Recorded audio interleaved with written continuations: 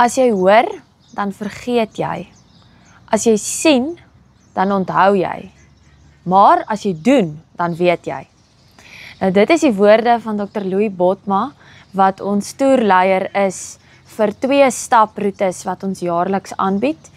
Die een is die Rebelspoor Vasbyt, waar ons op die spore van die 1914 rebelle stap.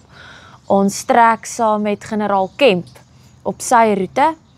En die tweede staproete wat ons saam met Dr. Louis doen is die Wesfront Vasbyt by Paardeberg.